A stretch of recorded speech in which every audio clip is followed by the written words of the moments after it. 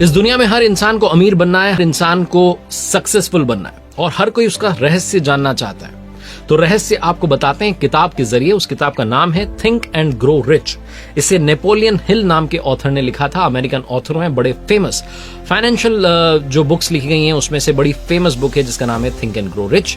इस वीडियो में हम पैसे की बहुत सारी बात करेंगे और जब पैसे की बात आती है तो लोग कहते हैं कि पैसा बुरी बला है, पैसा जो इंसान को अंधा बना देता है। लेकिन अगर आप अपने आसपास देखेंगे तो आपको ऐसे लोगों के नाम भी पता चलेंगे जिन्होंने बहुत सारा पैसा कमाया और सोसाइटी में एक पॉजिटिव चेंज लाया।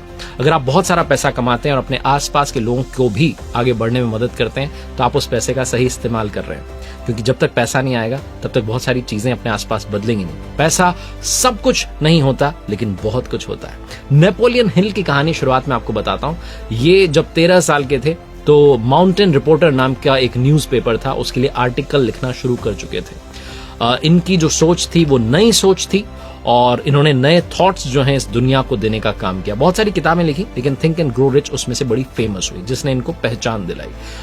एक बड़ा इंपॉर्टेंट इनकी लाइफ में स्टेप आया था, एक बड़ा टर्निंग पॉइंट आया था बेसिकली जब ये एक बड़े फेमस बिजनेसमैन थे एंड्रयू कार्नेगी, उनका इंटरव्यू करने के लिए गए थे और कार्नेगी ने इन्हें कहा कि आप बड़ा अच्छा इंटरव्यू करते हैं लेकिन मैं चाहूंगा कि आप जो सक्सेसफुल लोग हुए हैं, एक टास्क आपको देता हूं, आप 500 ऐसे सक्सेसफुल लोगों के इंटरव्यू कीजिए और फिर आप देखिए कि लाइफ में आपको क्या सीखने को मिलता है।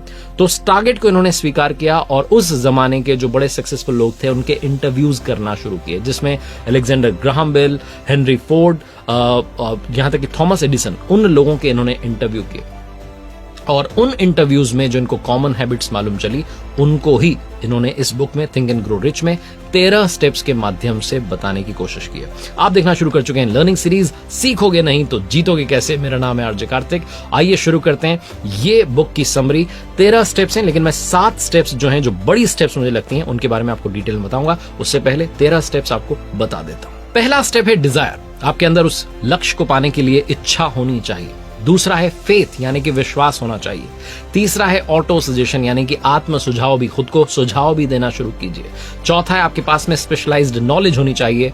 5वां स्टेप है इमेजिनेशन, बहुत बड़ी पावर होती है इमेजिनेशन की। 6वां स्टेप है ऑर्गेनाइज्ड प्लानिंग। 7वां स्टेप है डिसीजन लेने की आपके अंदर पावर होनी चाहिए। 8वां स्टेप है परसिस्टेंस, पावर ऑफ डिवोशन यानी कि आप दृढ़ हो जाएं, लगन के साथ, समर्पण के साथ आगे बढ़ते जाएं।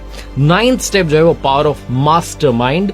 स्टेप 10 जो है वो कहती है सेक्स ट्रांसम्यूटेशन। स्टेप 11 जो है वो है सबकॉन्शियस माइंड। स्टेप 12 है the brain, a fresh brain. और स्टेप 13 वो है सिक्स्थ सेंस। जब कहीं कुछ भी काम नहीं करता, कुछ भी काम नहीं होता है तो फिर वो सिक्स्थ सेंस जो है आपके लिए बहुत फायदेमंद साबित होती है। बड़ी डिटेल में आपको ये 7 स्टेप्स इनमें से बताता हूं जो मुझे लगता है कि आपके बहुत काम आएंगी और आपको आगे बढ़ने में मदद करेंगे। सबसे पहला बेबी स्टेप जिसे कहूंगा वो है डिजायर।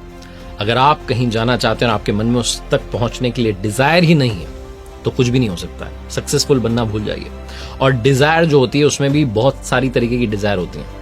इंसान के मन में अनंत इच्छाएं चल रही होती हैं लेकिन उन इच्छाओं में एक इच्छा ऐसी होती है जो हमेशा दिमाग में चल रही होती है, दिमाग में जल रही होती है, उसे कहते हैं बर्निंग डिजायर। जब आपके पास वो बर्निंग डिजायर है तो आप सक्सेसफुल बनने की तरफ पहला कदम बढ़ा चुके हैं। अगर आप बहुत सारा पैसा कमाना चाहते हैं तो इसके लिए आपको 4 स्टेप जो है फॉलो करने होंगे, जिसके बारे में नेपोलियन हिल ने इस बुक में बात की। वो कहते हैं कि आप एक फिक्स्ड अमाउंट जो है डिसाइड कीजिए और पहले पता कर लीजिए कितना आप कमाना चाहते हैं। फिर उस पैसे को, उस फिगर को एक पेपर में लिख दीजिए। फिर आपको कितने समय में वो कमाना है उस डेट को लिख दीजिए। उसके बाद आप उस पैसे को कैसे कमा सकते हैं उसकी प्लानिंग बनाइए और उस प्लान को एक जगह लिख दीजिए। और फिर ये जो है पेपर, इसको आप कम से कम दिन में 2 बार देखना शुरू कीजिए। अपने दिमाग में उस डिजायर को बर्निंग डिजायर के रूप में कन्वर्ट कर दीजिए। वो इच्छा हमेशा जलती रहनी चाहिए ताकि आपको याद रहे कि आपका लक्ष्य क्या है। नेपोलियन हिल जो है अपने बेटे ब्लेयर के बारे में भी एक किस्सा शेयर करते हैं इस बुक में। वो कहते हैं, अगर आपको ऐसा लग रहा है कि सारी बुक जो है सिर्फ पैसा कमाने के बारे में, तो ऐसा नहीं है। जब आप इसे पढ़ेंगे तो आपको बहुत कुछ समझ में आएगा। नेपोलियन हिल जो है वो इस बुक में किस्सा शेयर करते हैं अपने बेटे ब्लेयर का। उनका बेटा जो था वो सुनने में असमर्थ था। डॉक्टर्स ने कहा कि बोल नहीं पाएगा, सुन नहीं पाएगा, लेकिन नेपोलियन हिल ने इस बात को माना नहीं। उनके मन में एक बर्निंग डिजायर रही कि मेरा बेटा सुने भी और बोले भी। और उन्होंने अपने बेटे में भी वो विल पावर जो थी वो जनरेट की और बेटे ने भी समय के साथ में वो आगे बढ़ा और उसने वो बोला भी, सुनता भी था, लेकिन बाकी लोगों की कंपेयर में थोड़ा कम, लेकिन फिर भी उसने, जो डॉक्टर्स ने कहा था कि बिल्कुल नहीं सुन सकता, बोल सकता है, उसने बोलना भी शुरू किया और सुनना भी शुरू किया। नेपोलियन हिल कहते हैं कि वो जो चमत्कार था वो बर्निंग डिजायर का था। मेरे मन में यही इच्छा बार बार जलती रहती थी कि मेरा बेटा बोले भी और सुने भी। तो ये जो कमाल है ये होगा, बस आपको अपना टारगेट डिसाइड करना है कि आप करना क्या चाहते हैं। पैसा कमाना चाहते हैं या लाइफ में कोई और हैप्पीनेस है उसे ऐड करना चाहते हैं। दूसरा कदम जो आपको रखना है, दूसरी स्टेप जो आपको लेनी है, वो है स्पेशलाइज्ड नॉलेज। अगर आपको लगता है कि आपने स्कूल में जो पढ़ा है, कॉलेज में जो पढ़ा है वो सब कुछ है, तो ऐसा नहीं है। लाइफ में जब आप आगे बढ़ते हैं, जो आपको प्रैक्टिकल नॉलेज मिलने लगती है, तो आपको समझ में आता है कि दुनिया उसके आगे भी है, इस जहां के आगे भी और जहां है। वही वाली बात है, आपने ये भी सुना होगा कि सीखने की कोई उम्र नहीं होती है, लगातार सीखते रहना चाहिए। तो बिल्कुल सही बात है। जो सक्सेसफुल लोग हैं वो सीखना बंद नहीं करते हैं। और स्पेशलाइज्ड नॉलेज का मतलब है कि नॉलेज तो होती है लोगों के पास, लेकिन आप उस एरिया के एक्सपर्ट बन जाएं। लोग ये कहना शुरू कर दें कि अगर आपको सच में जानना है तो आप उस बंदे के पास चले जाओ, बंदी के पास चले जाओ, वो जो व्यक्ति है वो आपको सही नॉलेज देगा। तो यानी कि आप उस एरिया के एक्सपर्ट बन चुके हैं। और ये कैसे होगा? ये पढ़ने से होगा।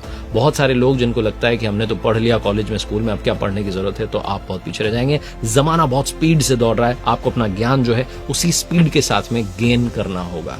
अगर मैं बात करूं थॉमस एडिसन की, तो वो सिर्फ स्कूल गए 3 महीने के लिए, लेकिन उसके बावजूद उन्होंने कमाल कर दिया। तो सिर्फ स्कूली जो शिक्षा है वही काफी नहीं होती है। सचिन तेंदुलकर की बात करें तो उन्होंने स्कूल जो एजुकेशन थी वो उतनी ज्यादा नहीं उनकी, लेकिन वो अपने फील्ड के मास्टर है, यानी कि वो उस फील्ड के स्पेशलाइज्ड नॉलेज को रखने वाले इंसान है। आप एक्सपर्ट बन सकते हैं, किसी भी एरिया के एक्सपर्ट बन सकते हैं। उसके लिए स्कूल और कॉलेज की नॉलेज काफी नहीं होती, आपको और सारी नॉलेज जो है गेन करनी होती है। उसके लिए आप क्या कर सकते हैं? तो आप सेमिनार्स अटेंड कर सकते हैं, आप एक्सपर्ट्स के जो वीडियोस हैं वो देख सकते हैं, आप एक्सपर्ट्स की जो ऑलरेडी एक्सपर्ट्स हैं उनकी बुक्स पढ़ सकते हैं। उन एक्सपर्ट्स से अगर आपकी मुलाकात हो जाती है, 1-to-1 बातचीत हो जाती है, तो उनसे भी काफी कुछ सीख सकते हैं। आसपास हमारे बहुत सारा ज्ञान है, असीमित ज्ञान है, बहुत अथाह ज्ञान भरा हुआ है। बस शर्त यह है कि क्या आप उस ज्ञान तक पहुंचना चाहते हैं। तीसरा स्टेप है इमेजिनेशन, जिसके बारे में हमने काफी बात की बहुत सारे वीडियोस में, और वही जो स्टेप है, वो जो हैबिट है, कॉमन हैबिट, उसके बारे में इस बुक में भी कहा गया है। पावर ऑफ इमेजिनेशन बहुत मैटर करती है। अगर आप जैसा चाहते हैं, जैसा पाना चाहते हैं, वैसा सोचना शुरू कर दें, तो लॉ ऑफ अट्रैक्शन काम करना शुरू करता है। उन चीजों को आप अपनी तरफ अट्रैक्ट करने लगते हैं और वही चीजें आपकी लाइफ में होने लगती हैं। चौथा स्टेप है ऑर्गेनाइज्ड प्लानिंग। प्लानिंग तो हर कोई करता है, लेकिन अगर आप ऑर्गेनाइज्ड प्लानिंग के साथ आगे बढ़ते हैं तभी लाइफ में चेंज आएगा। आपको लगता है कि मैंने प्लान बना लिया, ऐसा करूंगा, वैसे ऐसा होगा, ऐसे नहीं होता है। आपको सारी चीजों को नोट डाउन करना होगा, पेपर पर लिखना होगा और डिसाइड करना होगा कि क्या ये सब हो सकता है, और अगर हो सकता है तो कैसे हो सकता है। एक्सपर्ट्स की राय लेनी होगी। फॉर एन एग्जाम्पल हम बात करते हैं अगर एक स्टार्टअप की, अगर आप कोई स्टार्टअप शुरू करना चाहते हैं और आपके दिमाग में आइडिया आ चुका है, आपने मन में कुछ प्लान बना लिया, तो ऐसी चीजें नहीं होती। आप उस आइडिया को पहले पिच करके देखिए अपने आसपास के लोगों पर। आपके घर में जो लोग हैं उनको सुनाइए कि ये मैं सोच रहा हूं ऐसा करने का, कैसा लग रहा है। आपके जो दोस्त हैं उनको सुनाइए कैसा लग रहा है। पिच करने की कोशिश कीजिए और समझिए कि यही मेरे कस्टमर बनने वाले हैं।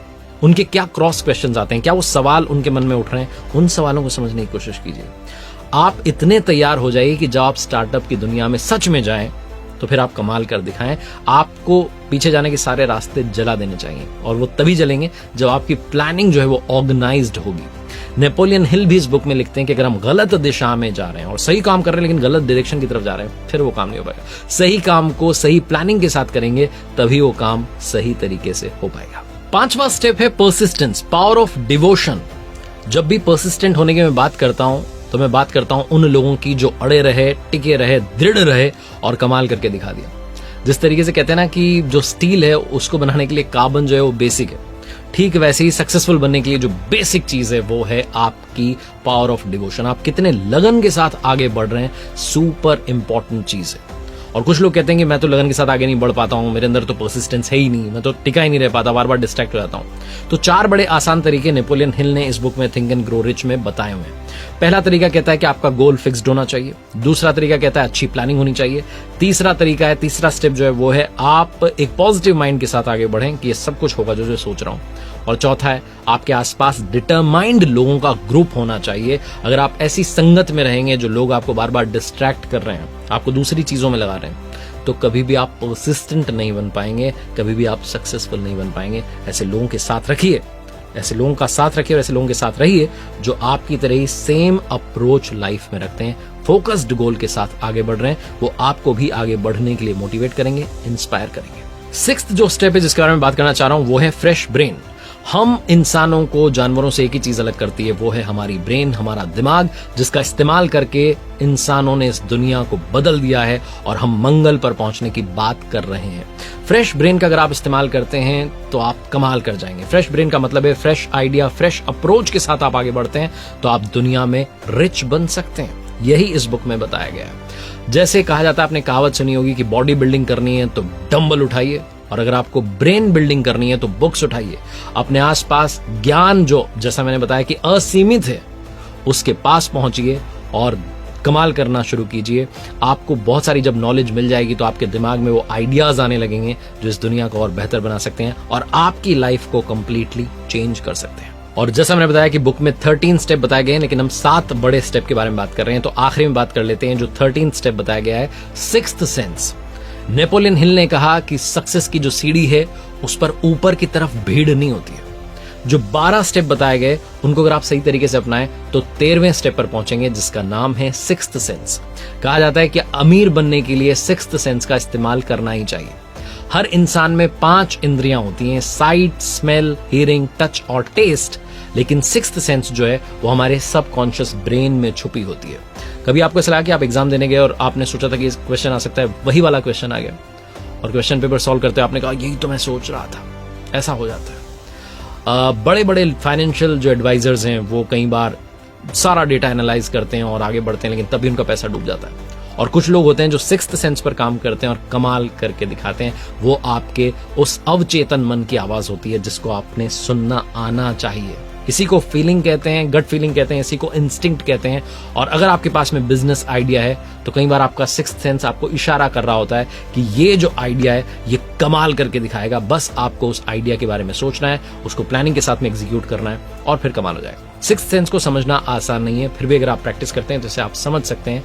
ये मत सोचिएगा कि आपने तुक्का मारा वही सिक्स्थ सेंस है। सिक्स्थ सेंस को समझने के लिए आपके पास्ट में जो कुछ हुआ है, जहां जहां आपने सिक्स्थ सेंस का इस्तेमाल किया है, उन घटनाओं को एनालाइज करना होगा और आपको समझना होगा कि क्या आपकी सिक्स्थ सेंस जो है वो डेवलप हो चुकी है। तो अपनी सिक्स्थ सेंस को डेवलप कीजिए, जागृत कीजिए और कमाल करके दिखाइए। उम्मीद है आपको इस वीडियो में काफी कुछ सीखने को, समझने को मिला होगा। देखते रहिए मेरे साथ हर सोमवार सुबह 9:30 बजे एक नई कहानी और हर शुक्रवार सुबह 9:30 बजे लर्निंग सीरीज का एक नया वीडियो। कर दिखाओ कुछ ऐसा कि दुनिया करना चाहे आपके जैसा।